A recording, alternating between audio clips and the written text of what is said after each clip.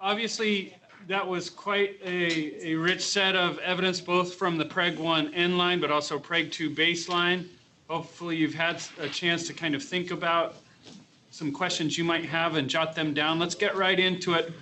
Starting with any questions you have about the analysis that Mark presented. We'll respond to that, but then we're going to stay in plenary and revisit some of those questions that we did in working groups today. What are some areas of future research and learning that this highlights? What might be some of the implications for the programs that we're designing and delivering in Kenya and throughout that region? So, questions?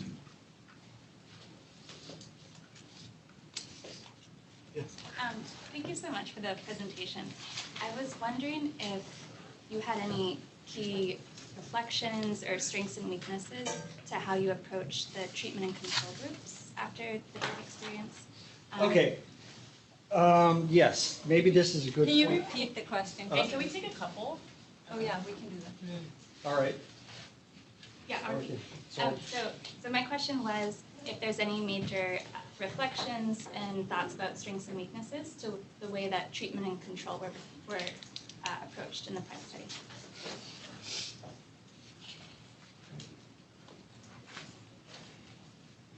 Can I add to that? If you compare what you guys did with Prime, with exposure responsification, and this different design with high and low, if you guys have any thoughts about how those things went and what lessons you have. Sorry, could you repeat?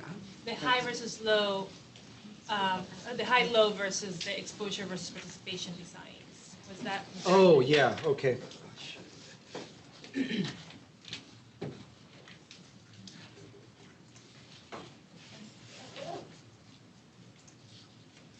Okay. Any other questions perhaps related around sampling? Yes.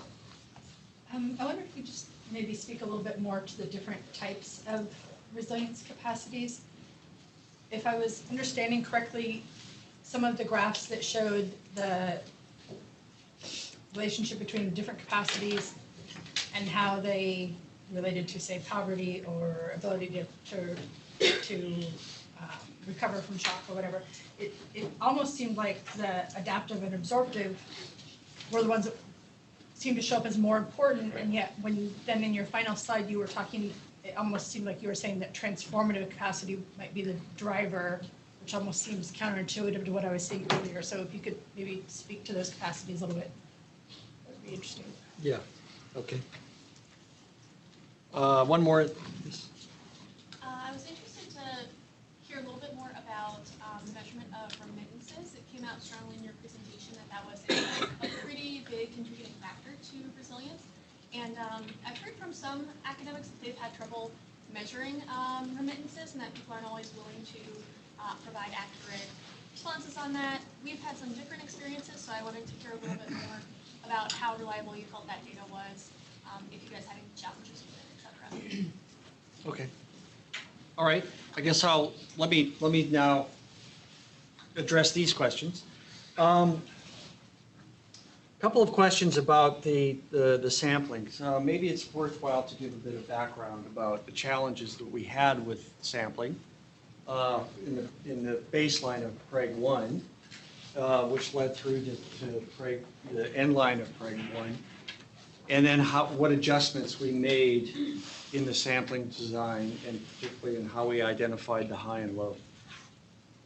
So. So on the sampling for the PREG 1 baseline, there are two important things to keep in mind. First is that we were only able to identify the high and low intervention areas at a very large geographic scale, namely counties. And this was, from a number of reasons, but partially because this really was a true baseline. And so the Regal project, which was at that time sort of the premier resilience program in northern Kenya, was just getting started, and they didn't really know beyond sort of the county level where they were going to intervene. So our categorization of the high and low intensity groups was at a very large geographic scale. Coupled with that was the fact that this survey was, it was a combined resilience impact survey and a population-based survey for Feed the Future, for their zone of influence measurement, tracking of their indicators.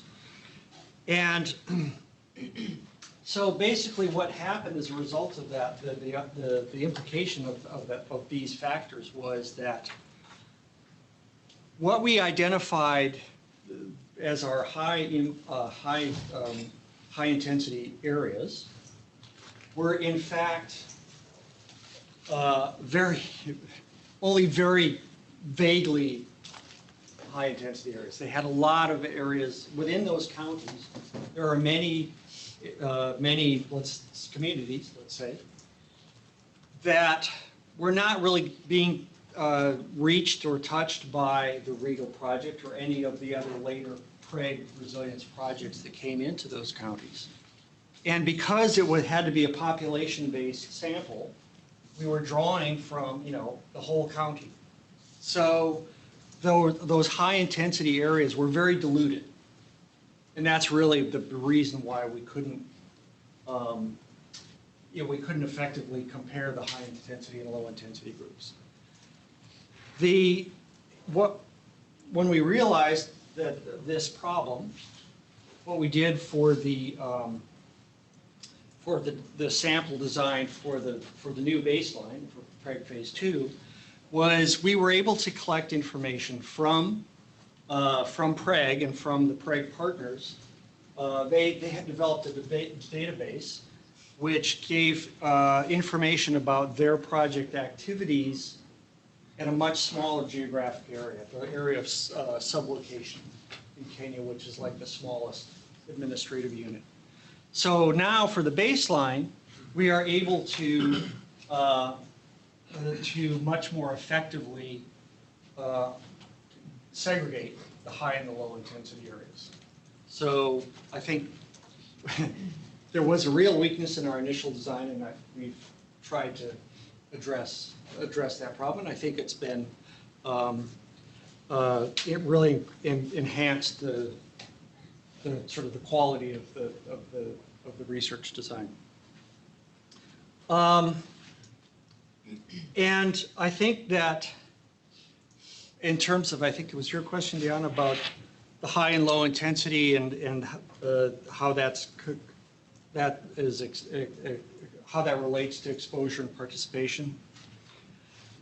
I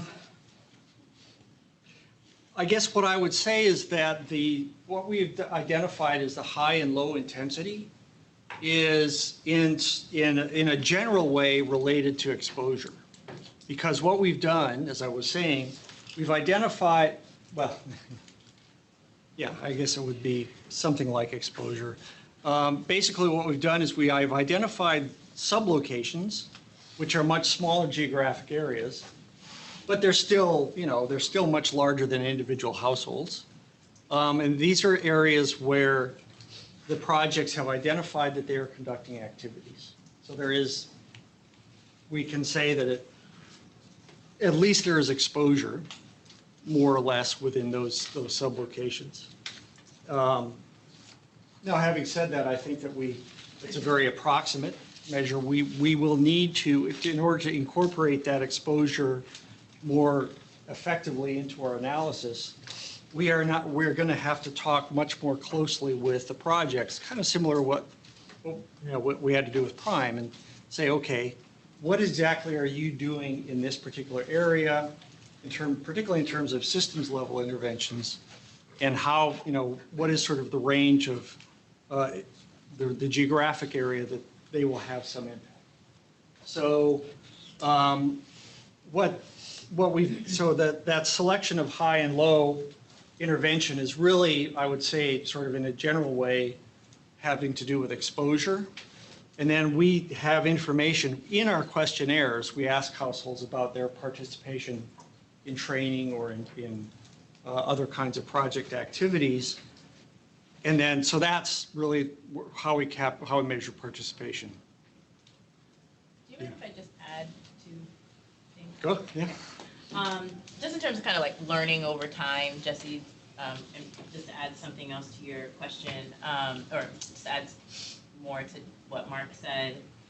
You know, he talked about low and then high and then degrees of high. So I think one big learning and talking with the mission and designing this is that they wanted more granularity. So if you remember you weren't here, but anyway, in the beginning of the day, we talked about traversing this balance between generating evidence that's used for strategic purposes, particularly for Washington-based stakeholders, and then also generating evidence that's useful for partners for adaptive management. And I think what you see in this sample design that you don't see in the first PREG sample is an attempt to kind of do both. So you have the high-low that the sample's powered towards high-low, but the mission's like, we need more granular information, right? Like we want to be able to make certain decisions that we can't just make with these big designations. And our response was, that's great. You could have 30 categories and then you have a sample of $30,000, like 30,000 households, which is a gazillion, $11 billion. So given that we don't have those resources, how can we strike that balance to meet both needs? And our response was to have gradations within high, but not to power the sample to be able to look at essentially 5 different categories. So just for like those tough conversations that I know a lot of us are having with missions, or if you're in a mission with partners around striking the balance, just some more transparency into why we did that. So it's almost qualitative in a sense. Some of the effects may be strong enough that you do see statistically significant differences between a low high and a high high, for example, but the sample wasn't powered to detect those differences because to do so would be just astronomically expensive. So that's the first kind of additional learning.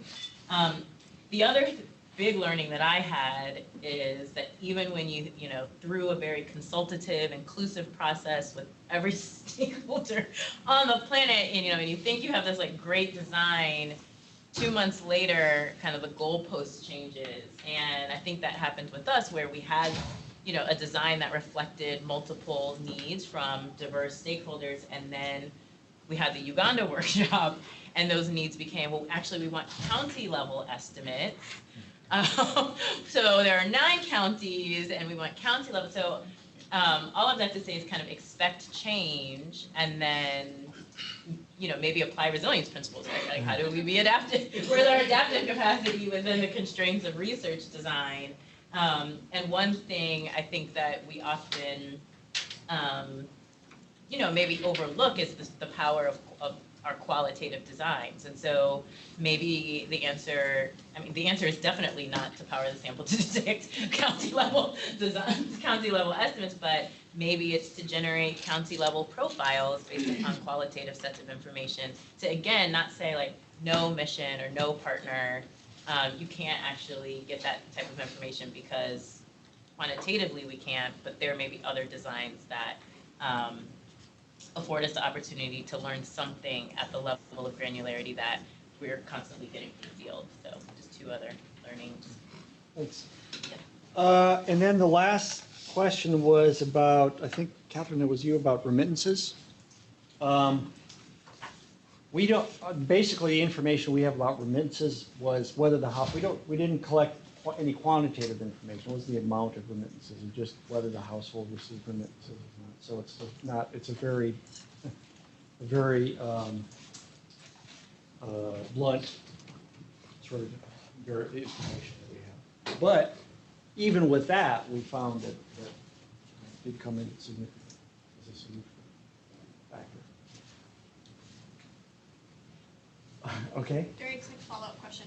Did you happen in this one or in other ones to look at households that may be sending remittances Sorry, to others? Households? sending remittances? Yeah, even like when they're themselves. Well, not explicitly remittances. We do in our social capital module. We ask about households. Well, we have different variants, but new households provide some kind of support to other households, either in the same community or different communities. We have that, it's not quite the same as remittances, but we collect that information. Yeah, people outside of the house, Yeah. outside. Yeah.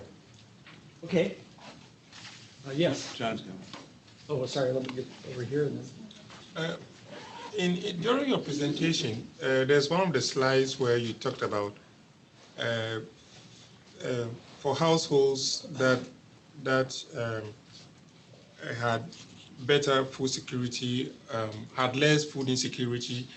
It was due to the fact that they had access to remittances, they had access to cash savings and so on. What I didn't see from your list, the list that you showed was markets.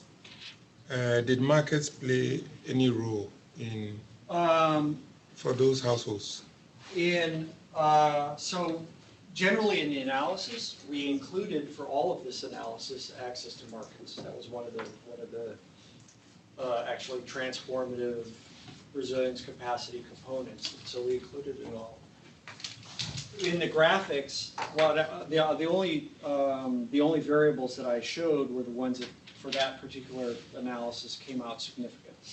So if it was not on that graph for that particular outcome, you had said it was for food insecurity. Yeah, yeah.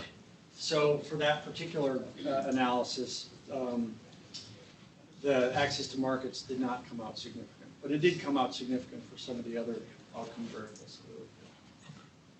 And Mark, this is a great question. I think something that maybe the qualitative data can shed a little bit of light on, and that one of the major interventions with PREG was to really develop these market systems and to really build new market structures, improved hygienic market structures, and try to increase access to that. And so, key informant interviews at some of those new markets really highlighted that for the people who were there using those markets, they were really beneficial. They provided water points, they provided opportunities for women to come and sell and trade, they provided access to vet services, kind of a whole range of things.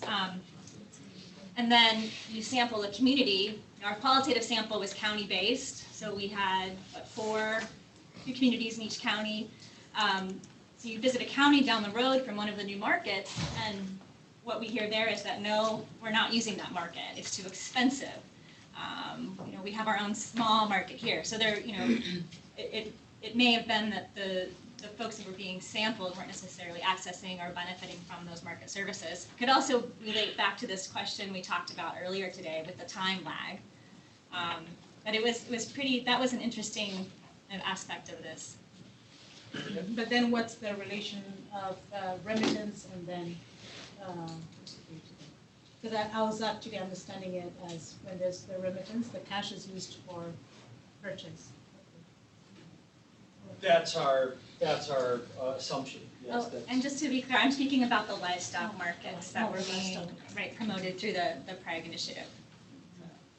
Okay. Question? Yeah, John. Sort of a two-part. First on shocks, and this would be directed for both sessions. Shocks, as I understand it, the way they've been presented and framed so far have been largely around covariate shocks, more broadly impacts for shocks or types of shocks, primarily physical or environmental, climatic, somewhat maybe financial. Does your survey approach lend itself also to capturing, we haven't talked about stresses, so lower grade, idiosyncratic rather than covariate types of, could be shocks, say death in the family, illness in the family, that could be a shock, but also lower grade recurrent stresses that are ongoing. It's sort of like the background noise that you've got these higher level covariate shocks, but some individual households will also have variable types of ongoing stresses that, are they captured? Are We you able to capture have those? 18 categories in the shock module, which captures both covariant and idiosyncratic, and some of those are the stressors. Okay. I think that maybe what in the presentations, you don't see those so much because our analyses, or at least what I presented, really focuses on the most common shocks, which are the covariate shocks. But obviously, in our analysis, right, because as I said, like in our regression analyses, we control for shock exposure, right? And that's a measure of a combination of the number of shocks that a household experiences and the severity.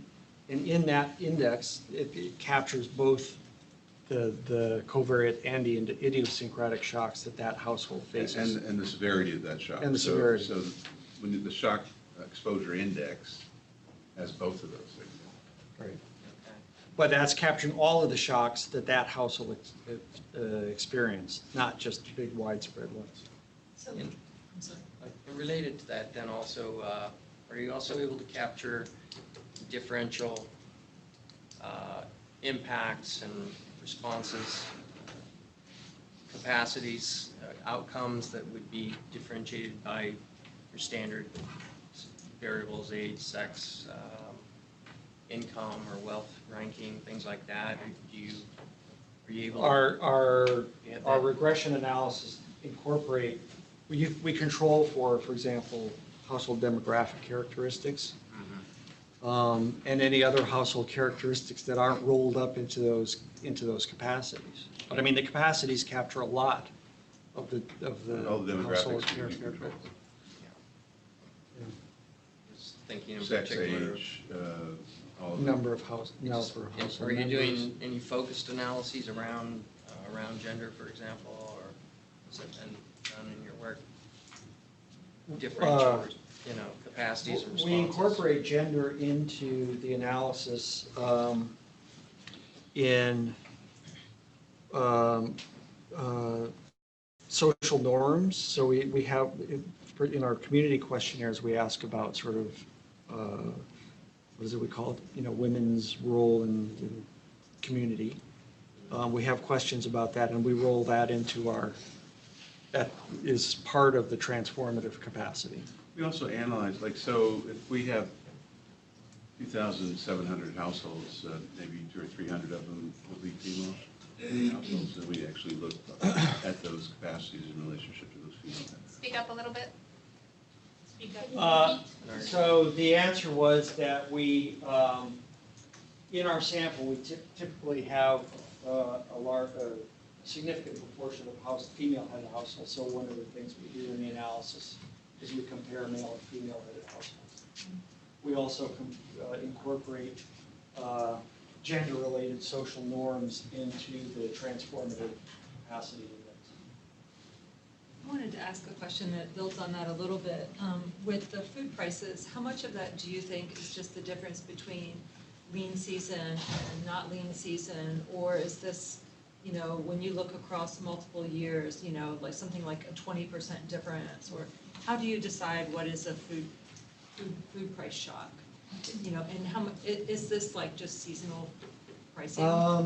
Well, I guess it's the respondent that decides if they feel like it was a significant shock, right? So the question is asked, what were the major shocks that you experienced? And then we have all of these options, right? Including food price shock. So if they mention it as something that they perceive to be an important shock, then we capture it. We don't have any sort of prior sort of threshold or anything that says it has to be at a certain level before we count it. In terms of, is it a seasonal price shock or not? It's possible that it could be because this was during the lean season. But my sense is that if people respond that they identified a price shock as a shock, my guess is that it's probably something more than just a normal seasonal variation in the prices. So one of the other things just to say about that, a lot of the implementing partners and AID, FuseNet are collecting market data, and so if, for example, in the shock module, households are saying this price shock is a really important one, then we can actually go back and look at the secondary data on market prices over the whole year and see if that is really an issue. And in fact, that kind of study has been done by AID in northern Kenya, looking at whether or not as things have changed and they're looking at humanitarian assistance being provided, they look at these price shocks in the market over time and see if that's been a big problem. So it's part of something we can incorporate into our analysis, using more of an objective measure of these price shocks. But we haven't done it right now, but we will. Can you all hear that answer? Because one of the things that was really surprising in the regional resilience workshop was how many of the countries that we were actually working in identified that as a major issue. Okay, so that really opened the eyes of the Ethiopia mission, and they said, we haven't been tracking this very well. We don't even know what kinds of interventions we should be focusing on to try to address that. They've been more focused on the drought stuff. And so I think that was a learning that came out of that workshop, that we need to actually be tracking this better and looking for ways to actually deal with it. Can you ask about shocks in the RMS too? Yes. If Yeah. you go in and Oh, each yeah, month yeah. so you Yeah. can see Yeah. seasonally? Yep. Yeah.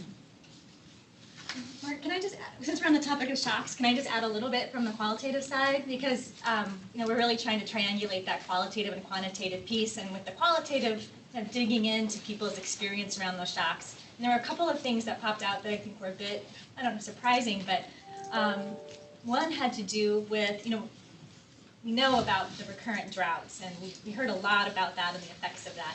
But because, when we were collecting data around shocks, asking about experience over the last 5 to 10 years, so it was a broad time frame, like most significant shock experiences.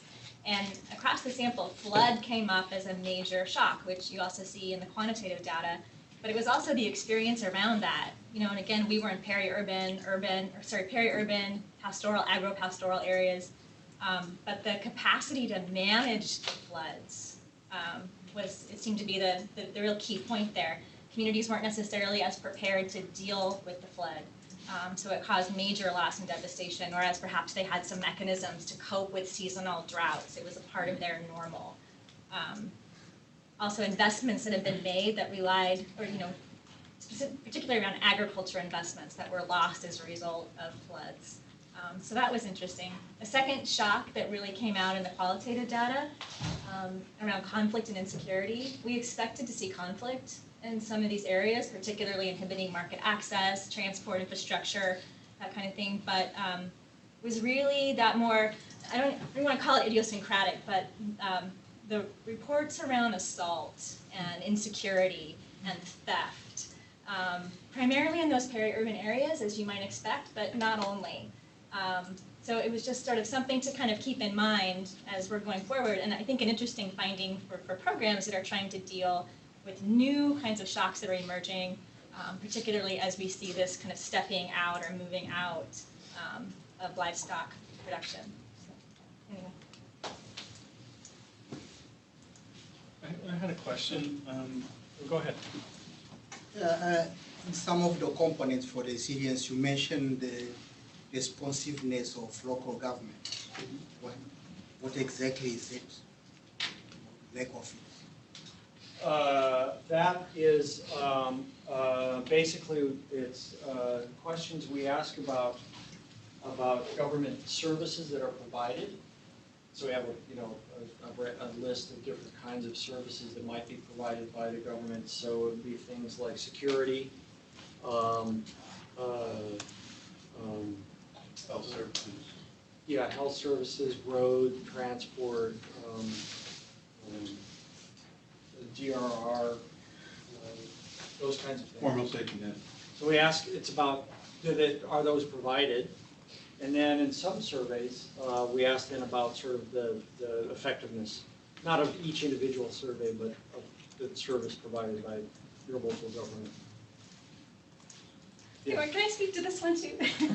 Because when we have these qualitative profiles across communities, there were some communities where things just seemed to be better, right? Like there were better access to services, better coping strategies, less severe effects from shocks, higher aspirations. And one of the things we saw there was the role of the county government in particular, which again is something PREG has been working to do to support service delivery through county government. So it was those areas where you could see that transition happening for one reason or another. And you that saw popped out. some more than others. Mhm. Yeah, my question is not mine, but I thought it was a good one, albeit kind of a big question. Less so on the analysis part, but more on, say, operational coordination. We've talked about how resilience analysis, among many things, ought to inform this journey to self-reliance, right? Now, recognizing that countries are certainly in different places with that. Certainly Kenya and Ethiopian government are not bystanders in the resilience analysis that's going on in those countries, and certainly are moving forward with their own resilient strategies. To what extent is what, say, Tango and USAID done with these impact evaluations been aligned or coordinated with what the government wants to measure in a way that kind of supports their own ability to do resilience analysis for their purposes? Big question, but I think that certainly I know that in both of these activities, there were efforts made to coordinate with not just national, but regional governments as well, maybe in Kenya, the county. In the design, you mean? Or? Tim, you talked about how this process, learning from the early stages of Prime, has since then become more iterative, talking, say, with implementers, but I think the same could be said with those intended end users, right, in the government. So just wanted to get your thoughts on how that was done, or some areas where that could be better aligned as well. I would say in the case of PREG, that happened, but a bit indirectly, right? Because our sort of formal interaction was with the PREG team, the AID team. But, as I said, PREG works very closely with government at different levels. And so they were in consultation with different levels of government, and their interests, were reflected, in part at least, the interests of Kenyan government in those areas. So it was there, but indirectly at least. So I think in Ethiopia, we engaged the main government body that's involved in gathering statistics for the country. So they were very active in helping us select the EAs for the sampling. Their people actually were some of the supervisors that were helping collect data. They were very active in the RMS stuff. And so at a kind of at one level, they were very active. But in a place that I would say that we've been really successful in involving the government firsthand is in Zimbabwe. And in Zimbabwe, they have the capacity within the ZimBack there to actually analyze this resilience data and actually do it all for themselves. All we had to do was train them how to collect the data, how to begin the analysis, and maybe work with them as they were analyzing the data so they felt confident that they could do it on their own. And then after a couple of rounds of these RMSs, they could do it all themselves. They didn't need us anymore. And what was really exciting about that is that then they took those skills and they would go to these regional meetings with other BACs in the southern region and brag about how they could do it themselves, and everybody else was like, we need that, we need that. So now they're actually helping to train other countries actually how to do it. And what was really interesting about this was the guy who was in charge of ZimBack had this vision. He wanted us to be involved like 2 or 3 years down the road. He says, once we are trained, then we're going to take off and we're going to train the rest of Southern Africa, and we're going to be the leaders. And so that's exactly what he did. And so that was a pretty good example of what we hope to have happen. But one of the biggest problems that we have in Ethiopia is that whenever you train up a body of researchers that are working for the statistics office, they immediately get hired off by the bank or somebody else, and then we lose it. So it got to the point where the director of the statistics office didn't want any more training. He said every time I lose 4 or 5 people, I'm actually hurting my ability to actually do data collection. So, you know, so these are the kind of trade-offs that you have, but. I think one difference between PREG and Prime, in terms of your question, Tom, was that the Prime analysis was for a project. And so the research questions and sort of the identification of what were the issues that study should address were very focused on a project. Whereas in PREG, it was looking at this broader initiative, and that initiative was, you know, there was active engagement of the government of Kenya in that. So I think that there was probably more input, indirectly probably, but more input from the government side into the PREG work. And I would say there is direct input of the government into PREG. The government is a key partner of PREG at the national level, at the county level. We were recently there and on a learning trip in which we were learning with the county together with them, and they are direct input. So it's a true partnership of USA, developing partners, and government at all levels in Kenya. And that's going to increasingly be so. Thanks, Tom and Mark. I mean, listening to you, I have another one of these like points of internal tension. So, you know, sorry, I'm just like. So part of this makes me feel like, you know, we're really trying to be as sophisticated as we can and answer with, you know, highest standards and produce really credible evidence around resilience writ large.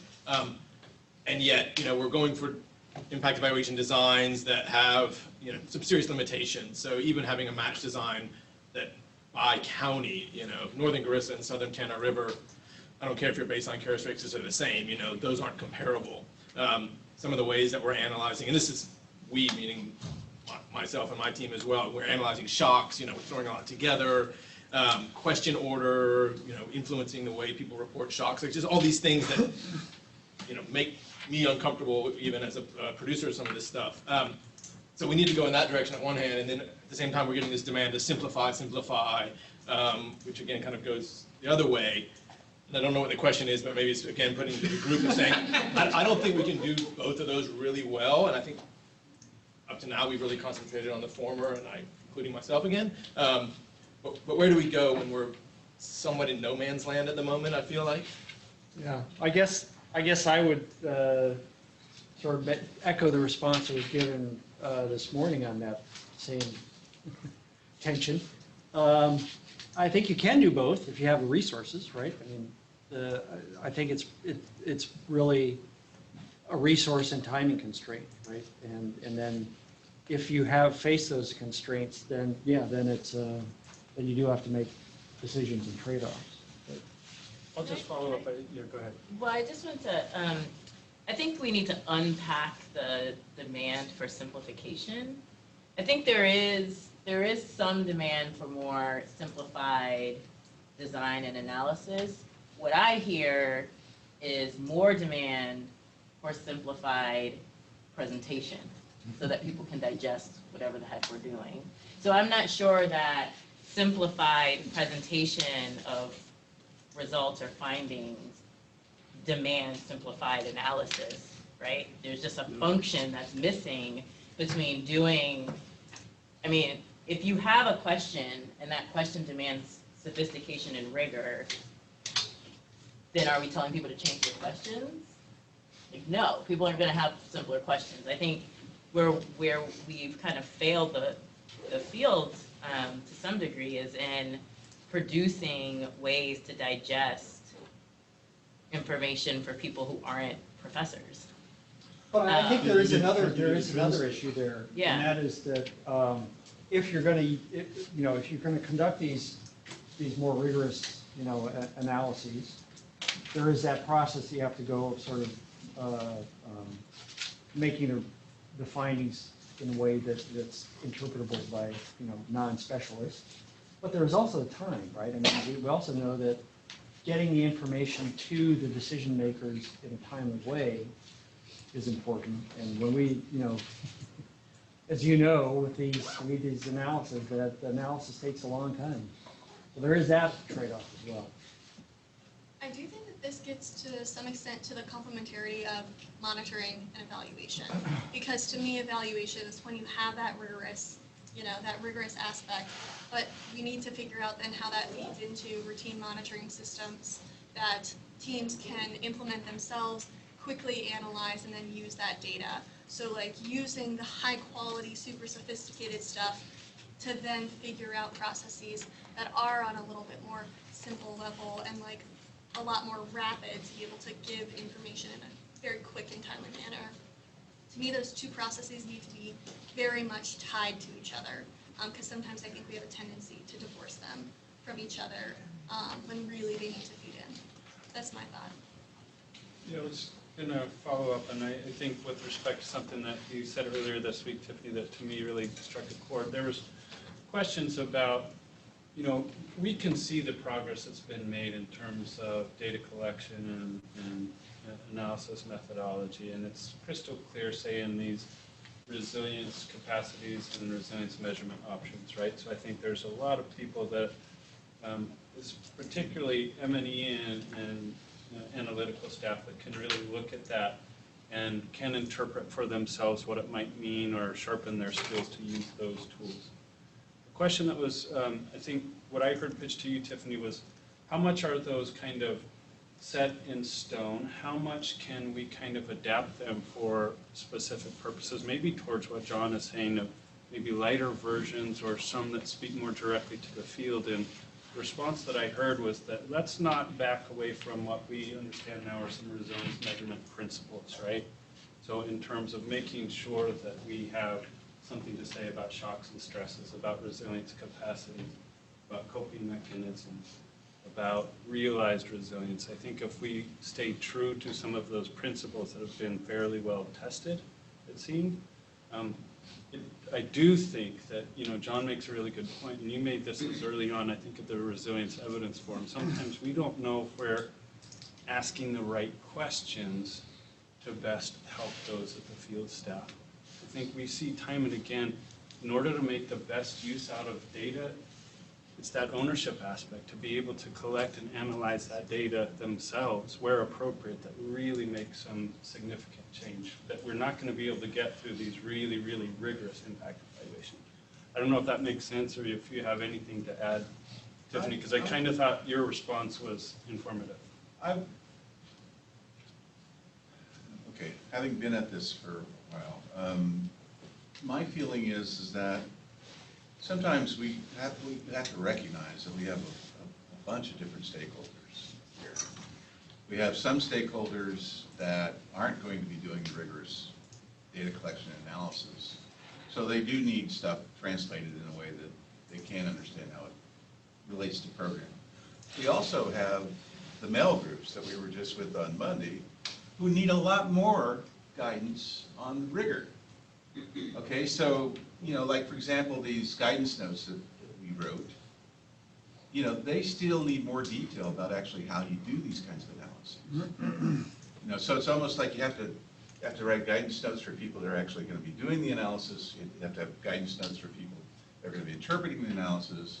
You have guidance notes for people that are actually trying to change the program because of the implementing partners. And so you need different types of things for different groups. Now, sometimes we never have time to do all of that, okay? But, this week, in the meetings that I've been in this week, I'm learning that now we need to have, little short guidance notes on how to do these factor analysis, little guidance notes on how to do the sampling, little guidance notes on how we set up these RMSs and the growth regressions that we do with those. I mean, that's wonky stuff, but that's stuff that people that are gonna be kind of overseeing this stuff need to have a pretty good, clear idea about why we're doing it that way. And so, you know, I'm just saying that there is no reason why we can't do both. There's no reason why we can't do both. We just have to recognize that maybe, you know, we need different partners to help us do that. You can't expect people that are kind of in the trenches trying to do all this analysis to be able to create all those products for everybody else. Okay, so, but I do think that's why we're a team. We have a team of people working together, and that we should be able to divide up that task across these different groups to actually try to meet these different needs of the different stakeholders. But I think we can cut ourselves short by focusing too much on one type of product and not understanding the needs of the other type of product. Because you need both. Is that true? Yeah. I have a dumb question. What's keeping you from analyzing the data more quickly? Just computer power or human power? Brain power. Human power. Whose brains? The analysts. Oh, the analysts. I mean, Isn't there a way you can get around that? Look, I'm a great believer in our beloved James Lovelock. And Novacine, his latest book, tells us that we won't have to do this stuff very much longer because it will be done in nanoseconds for us in the very near future. So then that means we can run on to new things, like actually going out and correcting the mistakes we made in enumeration. I think that underestimates the importance of intuition, particularly when you're actually looking at data. And one of the biggest problems that I have with moving too quickly to machine level analysis is that it's great on descriptive stuff. It's not too good on actually interpretation. And so one of the biggest problems that we have with anybody on these kinds of analyses is jumping too quickly to conclusions based on descriptives. And what we need to really focus on is how you interpret this data. What does it really mean in this context? What are the implications of this information when you combine both the qualitative and the quantitative together? Machines can't do that very well. And so that's where you need this intuition on the part of the researchers that understand that context, that actually understand 30 years of working in this area that allows them to actually have that intuition. Thank you. That's exactly the point I was trying to get to. Oh, you were? Because I loaded my question to you. Because that's the one thing I've noticed today, that there are a lot of great questions and a lot of great work being done, but the intuitive part of it is kind of dodgy. And I only say that because, as I explained to a small group of people earlier, I'm the only one in the room probably that's lived and worked extensively in all of the areas that we've talked about today. You know, so when you say something, I'm going, you know, and I only go back to 1970, but you know, that's a little bit of history. And so, and I've seen how all of this has progressed over the years, and I'm really happy that things are happening that we dreamt of in the 70s, 80s, and 90s that are actually coming around now, where we actually have this data that we can prove to people. Because, you know, me wandering around Washington, D.C. with strange anecdotal digressions didn't really make it. You know, but you're also saying at the same time, you need those anecdotal digressors to help you understand what you're doing. Right. Exactly. Is that right? That's right. Thank you. I'm not as old as you, but I'm close. Well, where's your stick? Okay. Realize it's been a very, very full day. I want to take one last shot. If people have questions similar to those that we asked this morning, things that are really top of your list for areas for future research and learning based on what we've seen that you want to point out, or if you have questions about what the implications or just thoughts of what the implications might be for your own programs as implementers. Parting thoughts or questions? I know it's at the end of a long day. Yeah, please go ahead. I know we've talked about this before, but To go back to Karen's point before, earlier, I think it was this morning, we were talking about some of the qualitative work that showed the trauma and the mental health outcomes. And I think that that's moving forward, that in addition to other psychosocial factors, but the mental health piece specifically in relation to potentially traumatic events, because when we're talking about shocks and stressors, that's what they are to folks in terms of how they're experiencing them and what the impact is at the individual level, how that's impacting the family, the household, and then so on and so forth. I think that's really important just to look at more closely and how we integrate that within the resilience framework is pretty critical. It's becoming more important monthly. Some of us call it forensic mental health. There's a lot of sad stuff going on that affects results that we don't really know how to quantify. Okay. Yeah, one final piece on outcomes. Do you have so you presented, we've looked at essentially what would be financial or economic outcomes around poverty, expenditures or income, proxy, and sort of food security, nutrition, right? But are there a broader suite of outcomes that you also look at beyond those that would impact well-being as well?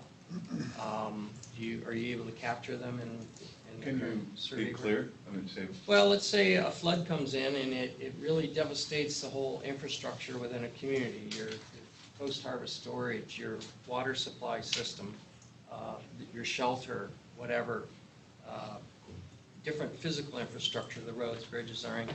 And those then indirectly then have an impact on well-being. So is there a way, do you capture that type of a shock? That's a system. It's a system shock on a infrastructural system.